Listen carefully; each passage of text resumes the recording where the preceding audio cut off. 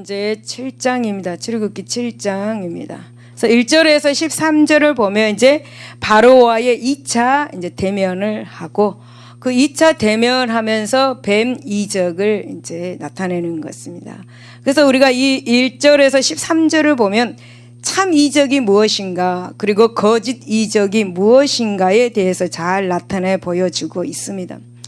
호렙산에서 하나님께 소명을 받은 이제 모세는 미디안 광야의 40년 도피 생활 끝에서 모든 것을 이제 청산하고 마침내 출애굽의 인도의 대사명을 띠고 다시 애굽으로 귀환했습니다. 모세는 귀환해서 이스라엘의 장로들에게 하나님의 뜻과 계획을 전달했고 그리고 그 기쁜 소식에 애굽의 압제와 그리고 곤욕 중에 시달리고 있던 이스라엘 백성들은 매우 기뻤습니다. 또 하나님을 경배하면서 모세를 믿었습니다. 그래서 모세는 자신 있게 바로 왕에게 나아갔습니다. 그리고 여호와의 이름으로 이스라엘 백성들의 출애굽을 요구하였습니다. 그러나 이 같은 모세의 출애굽의 요구에 대하여 바로의 대응은 어떠했습니까? 냉담했고 여러분 가혹했습니다. 그때 당시에는 많은 건축에 대해서 사업을 하고 있었을 때입니다. 그러니 수많은 노예의 일을 하는 것을 그때 당시 애굽에서 필수적이었습니다. 애굽은 이렇게 막대한 일들을 60만 명에 이르는 이 이스라엘 백성들에게 부역으로 충당하고 있을 때였습니다. 그런데 모세가 그들을 보내라고 하니 바로는 펄쩍 뛸 수밖에 없죠. 그래서 바로는 이제 모세의 요구를 철저하게 무시합니다. 바로는 이전보다 훨씬 잔혹한 압제 그리고 정책을 펴서 다시는 그 말을 입에도 내지 못하도록 그렇게 하고자 했다. 5장 1절에서 9절에 말씀하고 있습니다.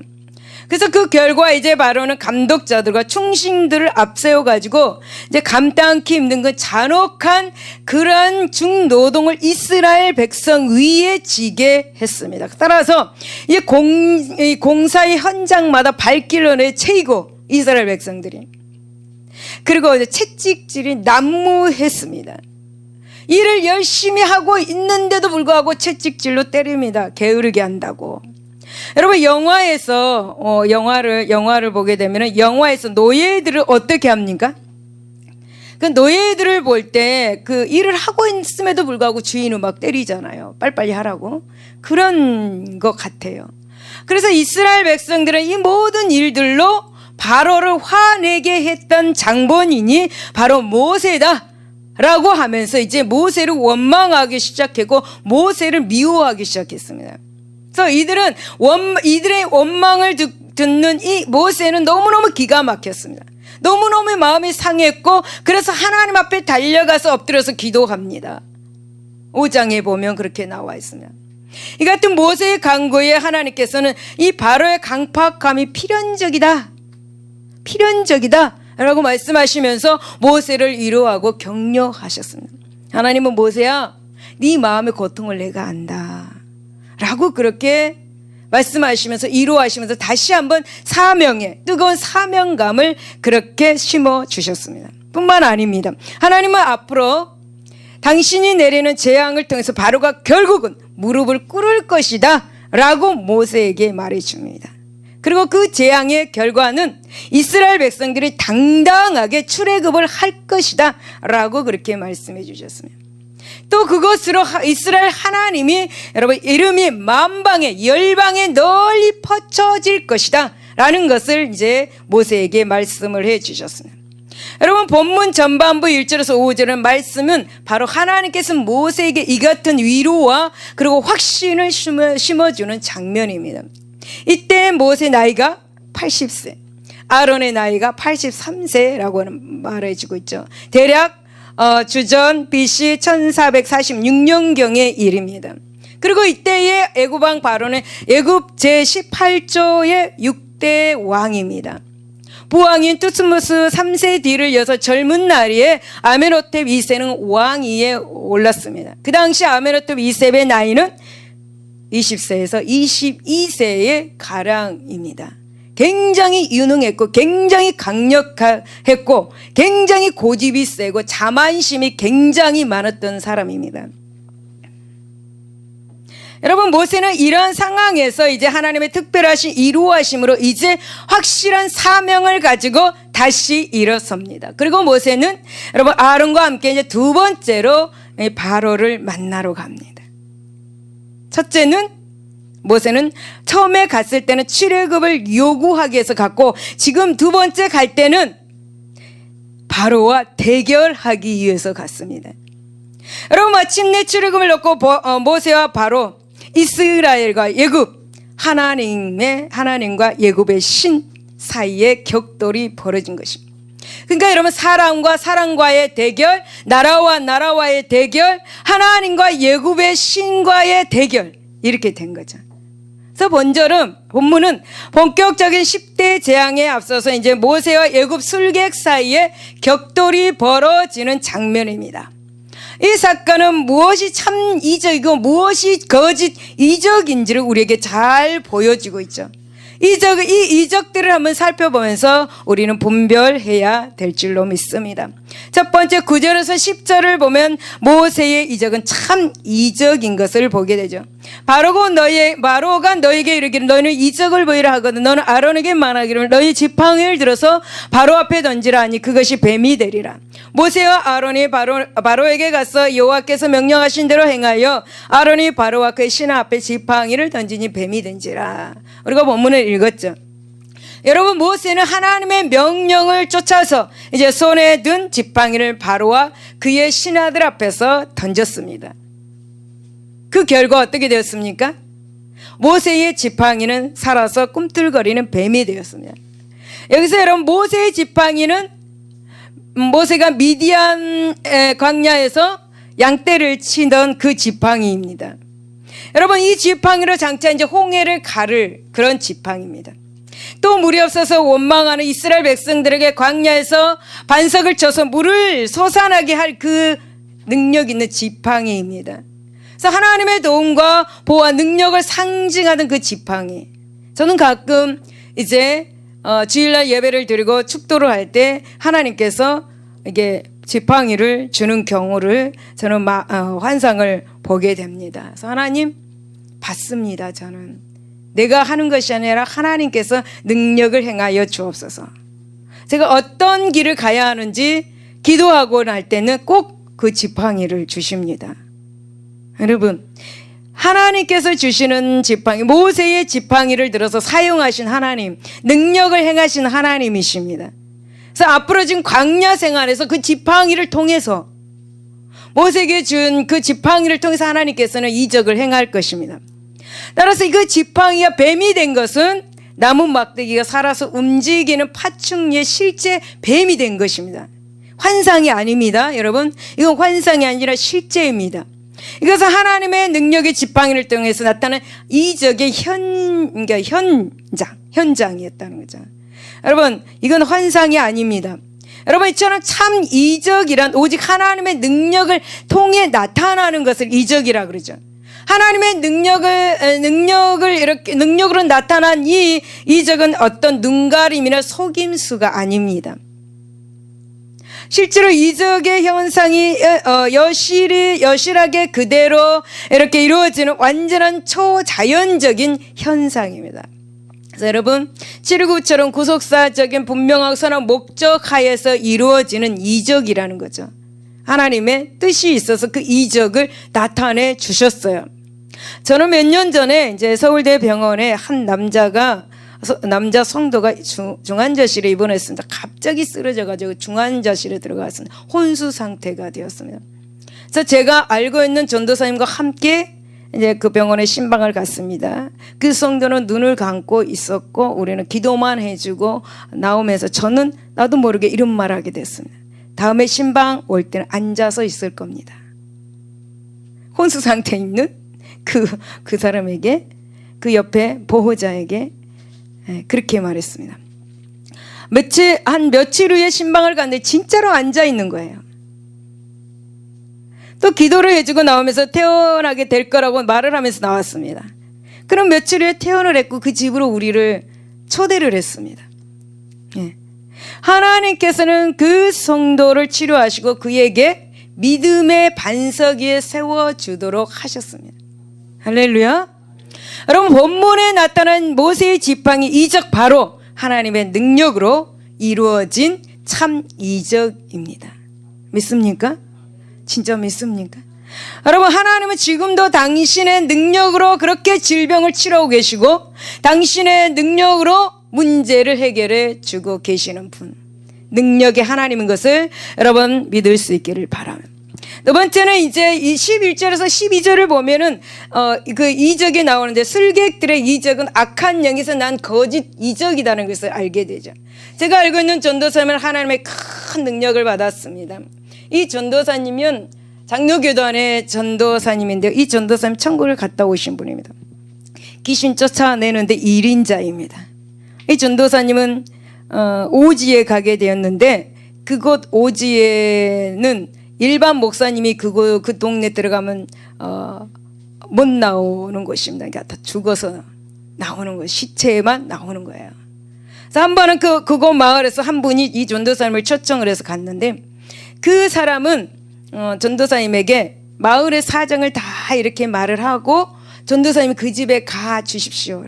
혼자 가 주십시오. 나는 안 갈 테니 혼자 가 주십시오.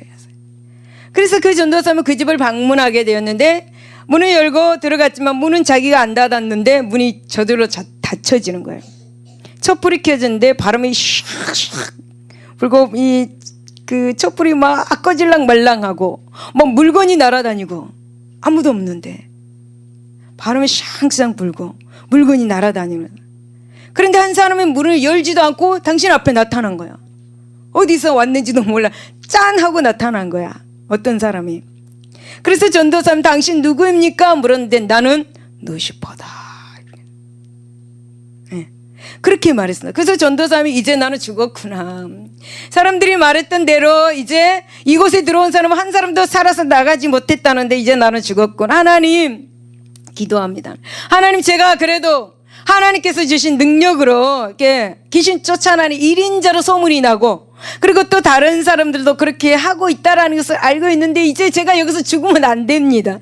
제가 여기서 지금 죽을 것 같습니다. 그러니 제발 제가 여기서 죽지 않고 호텔에 가서 죽게 해주세요. 네. 하나님, 망신당하지 마시고 저를 호텔에 가서 죽게 해주세요. 이렇게 기도했다고 합니다. 여러분, 이렇게 기도하고 있는데 갑자기 그 사람이 등을 돌렸다라는 거예요. 앞에 마주보고 있다가 등을 돌렸다라는 거예요. 등을 돌리고 있었을 때 그 순간 전도사님은 십자가를 그 사람의 등에다 쬐끄맣게 이렇게 그렸다고 해요. 조그맣게. 크게도 아니고 조그맣게. 어떻게 되었을까요? 십자가를 등에 긋는 순간 벌르득 넘어진 거예요. 믿어집니까? 여러분, 전도사님은 얼른 그 사람에게 손을 얹고 이 귀신아 떠나갈지어다, 이 누시퍼 귀신아 떠나갈지어다, 나사로 예수 이름으로 떠나갈지어다, 그렇게 했대요. 근데 그 귀신이 그 사람에게서 떠나간 거예요. 그리고 조금 후에 그 사람이 일어났습니다. 근데 전도사님과 차 한잔을 하자 그래서 차 한잔을 하고 많은 이야기를 나누고 그를 예수를 영접하게 해서 예수 믿게 했다고 합니다. 하나님의 자녀가 되었죠. 그러면 그랬는데 이제 그 사람이 하는 말은, 이제 나는 무엇을 해서 먹고 삽니까? 이렇게 이야기했대요. 이제 나는 무엇을 해요? 여태까지 그 일로 해서 먹고 살았는데 이제 나는 무엇을 해서 먹고 삽니까? 라고 그렇게 말했다고 합니다. 예수 잘 믿고 신앙생활 열심히 하면 하나님께서 먹이시고 입혀주십니다. 라고 그렇게 이야기를 했대요. 할렐루야. 그 마을에서 이제 고맙다고 많은 액수의 돈을 주었는데 그 전도사님은 그 무엇을 해서 먹고 사느냐는 그 한 사람에게 다 주고 왔다고 합니다. 저는 그분을 만나봤습니다. 여러분, 귀신도 거짓 이적을 행하죠. 그래갖고 돈 받아 먹고 살잖아요. 여러분, 무당이 있는 그 근처 한번 가보세요. 무당집이 있는 근처 다 가난합니다. 아주 허름하죠. 본문에서도 귀신은 거짓 이적을 행하는 것을 보게 됩니다. 속임수. 본문 11절에서 바로도 현인들과 마술사들을 부르며 그 애굽 요술사들을 그들의 요술로 그와 같이 행하되 각 사람의 지팡이를 던져 뱀이 되어서는 아론의 지팡이가 그들의 지팡이를 삼키니라. 할렐루야. 여러분, 모세의 이적을 본 바로는 애굽의 박사와 박수 곧 애굽에 이름난 슬객들, 요술사들 불렀습니다. 그런데 이들 역시 모세처럼 행했다. 모세처럼 행한 거야. 이 모세처럼 행했다. 많은 크리스천들이 속고 있어요. 이적을 행하니까. 이들도 요술사들, 그리고 슬객들, 이런 사람들이 모세처럼 행했다. 이적이 나타났다. 이러니까 사람들이, 크리스천들이 다 몰려가는 거예요. 여러분, 우리는 여기서 몇 가지 짚고 넘어갈 것이 있습니다. 첫째는 모세는 정말 나무 지팡이를 실제 뱀으로 만들었느냐라는 문제예요. 진짜로 나무 지팡이를 실제로 뱀으로 만들었느냐? 학자들은 그렇지 않다고 이렇게 말합니다. 애굽에서는 뱀을 가지고 요술을 거는 마법이 성행했습니다. 예를 들면 뱀에게 체면을 걸어가지고, 우리 텔레비에서 많이 보잖아요. 텔레비 안 봐요? 어쨌든 그런 거 많이 보는데, 뱀에게 체면을 걸어가지고 빳빳하게 막대기처럼 서 있게 하는 거. 그런 술법 흔히 그때 당시 있었다고 합니다. 그렇다면 애굽 술객들은 미리 뱀에게 체면을 걸어서 뻣뻣하게 만든 다음에 지팡이처럼 잡고 있다가 던지면서 체면을 풀어서 살아서 움직이는 그런 뱀으로 보이게 한 것이다. 어떤 학자들은 그렇게 이제 이야기하죠. 따라서 이것은 뱀을 뱀으로 만든 것으로서 결코 이적이라고 할 수 없다. 그들이 하는 것 속임수고, 그들이 하는 건 사람의 눈가림의 맛일 뿐이다. 또 두 번째는 100번 양보해서 애굽 술객들의 지팡이가 실제 뱀으로 변화했다고 할지라도 그것은 어디까지나 거짓 이적이다. 왜냐하면 그들의 이적은 참 이적의 근원인 하나님께로부터 나오지 않았기 때문입니다. 거짓 이적의 압인 사단 마귀로부터 나왔기 때문입니다. 그래서 거짓 이적이죠. 그래서 본래 영물인 마귀는 하나님을 흉내내는 거짓 이적을 얼마든지 할 수가 있다고 합니다. 그래서 따라서 성경은 애굽 그 술사들이 11절에 그 술법으로 이적을 행했다고 그 출처를 분명하게 밝혀주고 있습니다. 자, 여러분 보십시오. 애굽 술객들의 이적이 거짓 이적임을 드러내는 단적인 현상이 나타났습니다. 12절에 보면은 참 이적으로서 뱀이 된 모세의 지팡이가 여러분, 그들이 이적을 행했던 지팡이가 모세의 지팡이가 거짓 이적으로 뱀이 된 애굽 그 술수들의 뱀을 삼켜버리는 장면이 나오고 있죠. 결국은 하나님의 참 이적 앞에서 마귀의 거짓 이적이 더 이상 버티지를 못했다라는 것을 우리에게 보여주고 있습니다. 그리고 흔적도 없이 사라지고 말았다. 사랑하는 여러분, 마태복음 24장 3절에서 5절에 보면 말세지 말의 때에 마귀는 온갖 이적으로서 성도들을 미혹할 것이다 라고 했습니다. 그리고 오늘날 교회 주변에서 여러 이적들의 그런 현상들이 일어나고 있는 실정이고, 그런데 성도 여러분, 신기하고 희한한 이러한 이적이라고 해도 무조건 그 길을 쫓아가다가 망할 것이다. 무조건 쫓아가면 안 된다. 이적이 일어난다, 기적이 일어난다, 그래서 무조건 쫓아가면 안 된다라는 것을 우리에게 말씀해 주고 있는 것. 그러므로 성도는 이적을 다 믿지 말아야 하는 거야.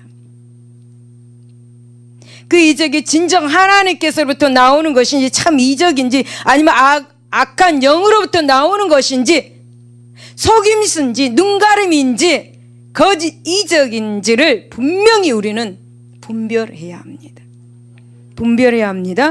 여러분 신명기 13장 1절에서 3절을 보니까 너희 중에 선지자나 꿈꾸는 자가 일어나서 이적과 기사를 내게 보이고 그가 내게 말한 그 이적과 기사가 이루어지고 너희가 알지 못하던 다른 신들을 우리가 따라 섬기자고 말할지라도 너는 그 선지자나 꿈꾸는 자의 말을 청종하지 말라. 그 말씀이야. 우리 분별해야 합니다. 분별. 여러분 참 이적은 본문에 나타난 이 모세의 지팡이 이적에서 보듯이 오직 여호와 하나님께로부터 나와야 된다. 그리고 공공장소에서 이적의 현상이 실제 그대로 이렇게 생생하게 온전하게 나타나야 한다. 할렐루야. 그 외에는 은밀하고 은폐된 장소에서 온갖 희한한 도구들을 사용해서 행해지는 이상은 단순히 이적처럼 보이는 속임수에 불과하다. 체면, 마술, 술법, 심령술 등이다.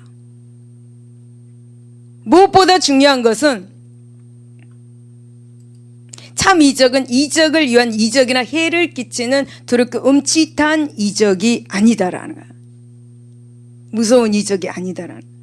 하나님의 구속사적인 그 사역을 이루기 위한 분명한 목적화에서 그분의 뜻을 이끌어 따라서 이적의 결과가 선을 이루는 이적이 되어야 된 것이 참 이적이다라는 거예요.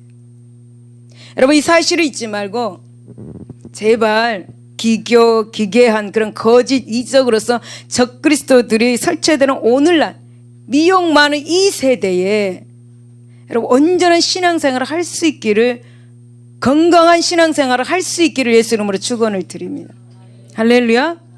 14절에서 25절을 보면 우리가 아까 읽었듯이 피재앙에 대해서 나옵니다. 첫 번째 재앙 피재앙입니다. 출애굽기 7장 14절에서 이렇게 12장 36절 부분을 보면은 하나님께서 이스라엘 백성들을 출애굽시키기 위해서 모세와 아론을 통해서 바로와 또 애굽 사람들 위해 베푸신 10대 재앙이 그 과정과 그 결과에 대해서 다룬 부분입니다. 그래서 그 중 한 부분, 그러니까 지금 본문의 부분은 첫 번째 재앙입니다. 이 재앙은 곧 나일강의 물이 피로 변하는 피재앙입니다. 그 부분이 지금 이 본문에서 나타나고 있습니다. 여러분 전통적으로 애굽은 비가 드문 나라입니다. 하지만 매년 정기적으로 범람하는 나일 강물을 통해서 그곳에는 흉년을 모르고 삽니다. 따라서 애굽 사람들은 나일 강을 그렇게 생명으로 여겼습니다. 그리고 굉장히 신성시 여겼고요. 굉장히 우상화하여서 섬겼습니다. 나일 강. 사람들이 왜 이렇게 밀어납니까? 나일 강을 우상으로 여기고 신으로 생기고 너무 미련한 것 같습니다. 사람이 미련하니까 이단으로 가는 거예요. 여러분 이 나일강, 심지어는 이 애굽 사람들은 이 나일강에 사는 모든 어족들까지 숭배 대상으로 삼았습니다. 정말 여기서 때려주고 싶어요. 그래서 이제 애굽의 역대 왕 곧 바로들은 정기적으로 나일강을 이렇게 숭배하는 제사를 나라적으로 대대적으로 그렇게 드렸습니다. 고고학적 발굴에 의하면은 나일강 숭배 제사 때 나일 신을 찬양하던 가사가 파피루스에 보존되어 있는 것을 발견했다고 합니다. 그런데 거기에는 나일강을 수호하는 신은 하피입니다. 하피. 그 신은 이렇게 기록되어 있다고 합니다. 모든 신들의 아버지요, 모든 물들의 주인으로서 모든 생명의 주인이다 라고 그렇게 기록되어 있다고 합니다. 그리고 예굽 전설에 따르면 한때 나일강은 11일 동안 꿀이 넘쳐나기도 했다. 이렇게 전설에 흐르고 있답니다. 전설로. 그래서 나일강은 애굽인에게 단순한 강이 아닙니다. 풍요와 안정과 생명을 가져다주는 그들의 처소, 최고의 신이었던 것입니다. 나일강에. 따라서 이 나일강의 물이 피로 변하는 첫 번째 그 재앙은 바로 애굽의 우상에 대한 하나님의 징벌이다. 첫 번째 재앙이. 우상을 섬기지 말라. 하나님은 제일 먼저 말씀하신 우상 섬기지 말라. 여러분 성경 비평학자들은 나일강의 물이 피로 변한 사실을 초자연적인 여호와의 이적 그대로 믿지 아니했습니다. 합리적 이성으로 해석하려 했습니다. 예를 들면은 첫 번째는 일몰 현상 때 태양의 붉은 빛이 나일강을 비춰서 그렇다. 그래서 나일강의 빛깔이 핏빛으로 보였다라고 그렇게 말합니다. 그리고 두 번째는 에티오피아 지방에서 붉은 진흙을 씻어서 내리는 물이었다라고 그렇게 말합니다.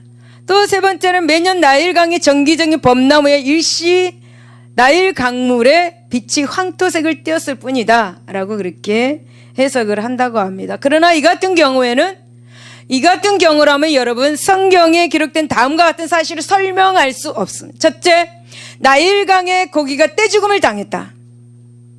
이렇게 된다고 떼죽음을 당합니까? 그리고 그 물에서 악취가 났다. 21절에. 두 번째, 애국 사람들이 마실 물이 없어서 땅 속에 물을 찾아놔서 땅을 파기 시작했다. 24절. 그럼 이제 셋째, 이적은 시각적 착각이나 변색 정도가 결코 아니다. 실제로 나일 강물이 피로 변한 질적이고 화학적 변화임을 알 수 있습니다. 그렇다면 오늘 이들은 본문을 통해서 과연 첫 번째 이 피재앙에 내린 하나님이 피재앙을 내린 그 이유가 무엇인가를 알아보겠습니다. 하나님께서 어떤 교훈을 주기 위해서 이 피재앙을 첫 번째로 내리셨는가. 그래서 20절에서 21절을 보니까 애굽 우상의 거짓됨을 보여주기 위해서 모세와 아론이 여호와께서 명령하신 대로 행하여 바로와 그의 신하의 목전에서 지팡이를 들어 나일강을 치니 그 물이 다 피로 변하고 나일강의 고기가 죽고 그 물에서 악취가 나니 애굽 사람들이 나일강 물을 마시지 못하면 애굽 온 땅에는 피가 있으나 라고 그렇게 말씀하고 있습니다. 여러분 모세와 아론이 여호와의 명령을 따라서 그 지팡이를 들어서 하수 그러니까 나일강 물을 쳤습니다. 그랬더니 어떻게 되었습니까? 어떻게 되었어요? 나일 강물을 비롯해 가지고 모든 지류의 물들이 피로 다 변했습니다. 피로 변했고 여러분 심지어 집안에 받아놓은 물까지 다 피로 변했습니다. 굉장히 그 무시무시한 재앙이 애굽인들 위에 내려졌습니다. 집에서 나일강에서 그러니까 길러다 놓은 물까지 다 피로 변했다라는 거예요. 애굽인들은 나일 강물을 퍼서 어떻게 해서든 마셔보려고 이해를 썼습니다. 하지만 고기 떼의 시체와 피에서 풍겨나오는 악취, 그 심한 악취 때문에 도무지 마시지 못했습니다. 그래서 애굽 사람들은 허겁지겁 땅을 파기 시작했습니다. 애굽 술사들도 모세를 따라서 소량의 물을 속임수 혹은 거짓으로 이적으로 피를 만들었습니다. 하지만 여러분 그것은 아무 쓸데없는 무모한 그런 흉내에 불과했습니다. 가뜩이나 물이 없어가지고 물이 모자라는 그 물조차 못쓰게 만들어 버린 거죠. 여러분 만약 애굽 술수들이 진짜이고 또 나일강을 수호하는 신이 있다면 그들이 피로 변한 나일강물 그러니까 나일강물을 다시금 물로 변화시켜야 되지 않겠습니까? 그렇죠. 그들이 나일강의 신이라고 생각한다면 다시 물로 변화시켜야 합니다. 그래서 자신을 섬기고 숭배했던 애굽인들에게 신선한 물을 공급해야 합니다. 그렇지만 결과는 어땠습니까? 속수무책이었습니다. 한때는 생명과 풍요, 여러분 한때는 생명과 풍요의 그런 신으로서 숭배했던 나일강. 그러나 이제 나일강의 신은 그저 시체만 피를 토해내는 죽음의 강이 되고 말았습니다. 하나님이 손만 말씀 안 해도 여러분 물이 피로 변해버리는 거예요. 할렐루야. 할렐루야. 여러분 한때 히브리인의 신생 남아들이 버려졌던 곳이 나일강입니다. 한때 아이들의 무고한 그 피로 물들었던 그 나일강, 그 나일강은 이제 그에 대한 징벌로서 그 스스로가 피가 되는 무서운 재앙을 받고 말았던 것이죠. 그뿐입니까 여러분? 나일강 속에 살던 어족들 곧 애굽 사람들이 신으로 형상화했던 섬겼던 그 온갖 고기 종류도 히브리 사람의 하나님 여호와 8절 6절에 그 재앙 앞에 그저 시체가 되어서 나일 강물 위에 또 올랐을 뿐입니다. 이 사실은 무엇을 의미하는 걸까? 여러분, 하늘과 땅의 참신은 누구입니까? 오직 여호와 하나님 한 분뿐이십니다. 그 이외의 모든 신은 다 그저 인간들이 만든 것, 거짓, 헛된 것임을 우리에게 말해줍니다. 여러분, 우상을 섬기면 이와 같은 재앙이 내린다는 사실을 우리는 꼭 기억해야 합니다. 그리고 그 사람이 만든 모든 우상, 또 마음에 만든 그 우상은 모두 헛것일 뿐이다. 내가 그에게 아무리 부르짖어도 그는 말할 줄도 못합니다. 하나님은 우리에게 말씀하시잖아요. 그 우상은 우리에게 말해주지도 못해요.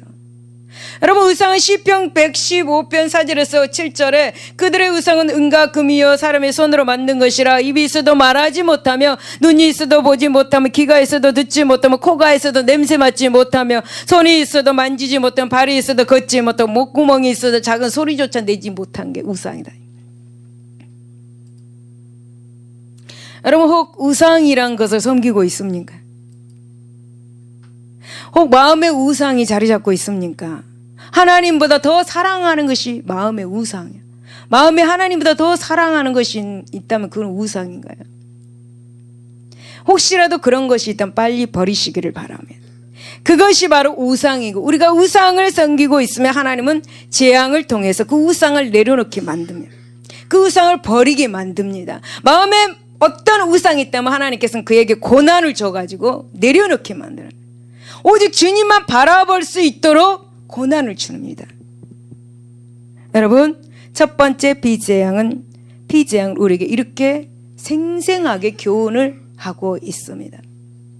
그래서 22절에서 23절을 보면 강팍한 자의 비참한 운명을 애경케 하는 것을 보게 됩니다. 첫 번째 피재앙은 애굽인들이 섬기던 나일신, 그러니까 나일신의 거짓됨을 분명하게 보여준 사건입니다. 애굽왕 바로 역시 자신들이 그 신으로 숭배했던 그 나일강이 그처럼 맥없이 그렇게 피로 변하는 광경을 똑똑히 두 눈으로 목도했습니다. 하지만 바로는 강팍한 마음으로 그 사실을 부정하려고 예를 썼습니다. 그리고 무시했습니다. 바로는 그 피재앙의 깊은 의미를 깨닫지 못했습니다. 여러분, 피가 무엇을 의미합니까? 피. 여러분, 피 그럼 뭘 의미합니까? 생명, 또 죽음. 네. 피 없으면 죽어요. 네. 피는 곧 죽음을 의미합니다. 따라서 이 피재앙은 만일 이스라엘 백성들을 내보내지 않으면 여호와께서 애굽 위에 죽음의 형벌을 내릴 것이다. 그래서 경고한 거예요. 첫 번째 피재앙.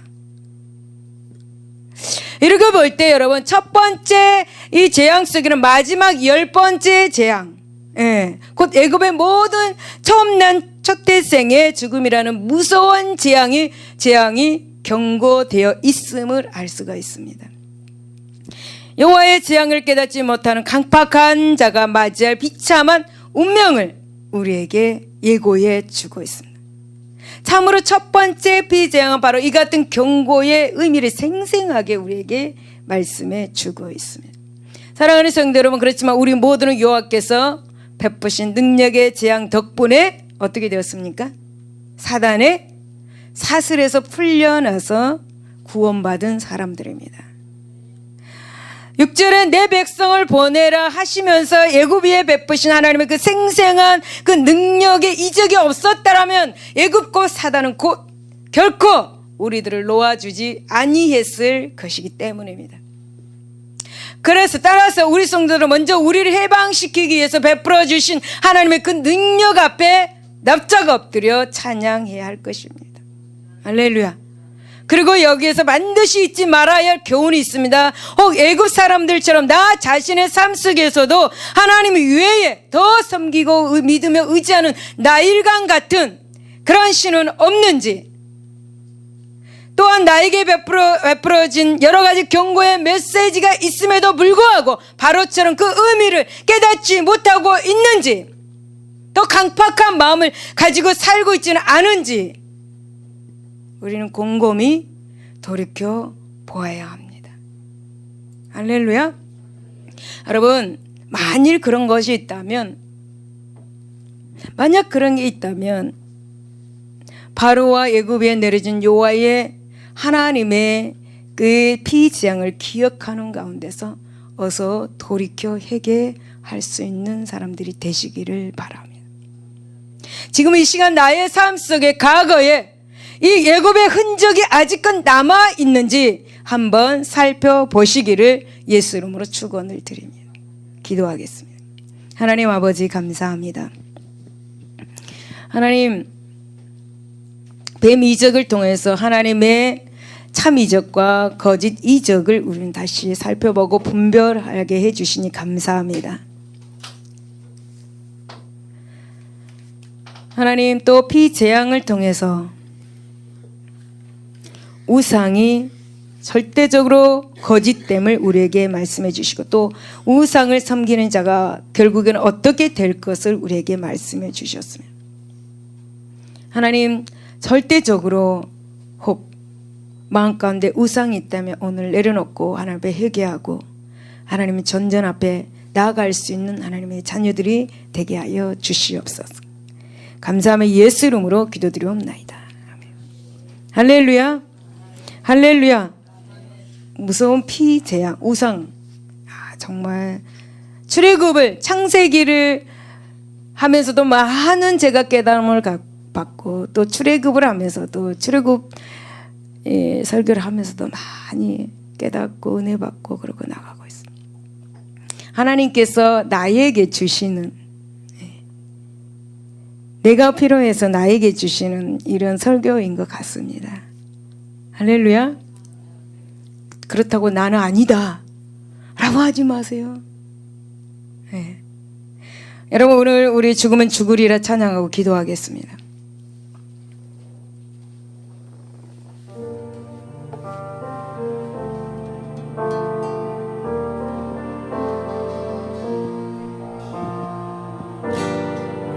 살아가는 게 쉽지만은 않아요. 나의 욕심 부와 명예 내려놓아야 하죠. 하지만 걱정하지 마요. 나를 드리는 순간 아버지의 크신 손이 강하게 붙드시죠. 수많은 믿음의 선배들 주를 위해 살았죠. 죽으면 죽으리라. 아버지의 기쁨의 눈물 보며